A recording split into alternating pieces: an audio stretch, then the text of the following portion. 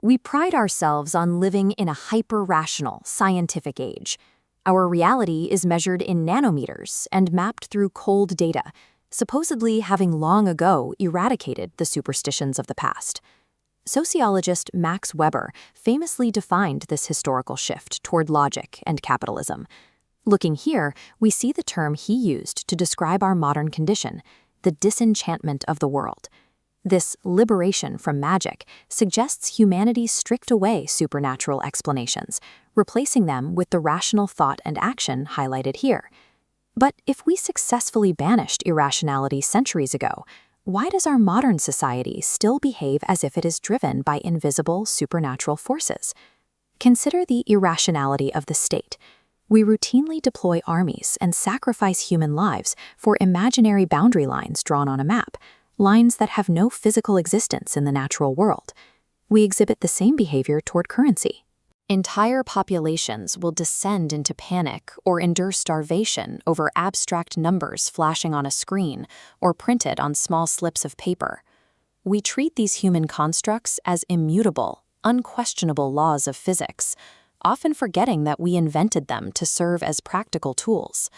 Modernity simply relocated our capacity for belief. The magic once found in the natural world now resides in the institutions of the state and the market, the invisible gods of the modern era. These forces began as strictly practical inventions. This Roman coin represents currency's original function as a tool to facilitate trade, much like the state began as a simple agreement to organize society. Karl Marx identified the exact psychological trap, value to tools. Commodities possess the same nature as idols. Humans create an idol with their own hands, but then undergo a cognitive inversion, believing the object controls them. We print a piece of paper and collectively agree it has value. Over time, we suffer a collective amnesia and start believing the paper itself has magical power, independent of our agreement. By forgetting our authorship, our practical tools mutated into transcendent idols that now dictate our lives. Once granted godlike status, they gain a terrifying capability, a systemic right to inflict violence.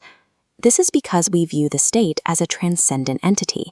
We accept its right to legally kill human beings, an act that remains a horrific crime if committed by an individual. We allow currency to exert similar power.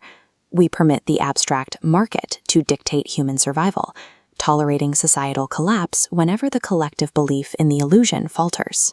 This phenomenon is a recognized subject in sociological literature, as seen in this text on the political economy of safety nets. As it notes, when the shared illusion of money is shaken, currency flexes its destructive power against the society that created it. The magic of the state and currency translates into systemic violence. Sustaining these constructs requires a constant stream of human sacrifice, accepted as a necessary price for the survival of the illusion. The modern world functions as an intersection where these two totalizing systems, the regulatory state and global currency, struggle for ultimate dominance. This collision defines our reality, leaving human beings caught in the grinding conflict between two competing, invisible gods. As long as we view economic crashes as forces of nature and state violence as a sacred necessity, we remain powerless victims of our own creations. Reclaiming our agency requires us to recognize this sociological spell for exactly what it is. Money and governments are human agreements, existing only because we choose to maintain them. They lack the status of natural laws or divine decrees. Once we realize that we are the ones who cast the spell, we finally understand that we hold the power to break it and rewrite the rules of how our society operates.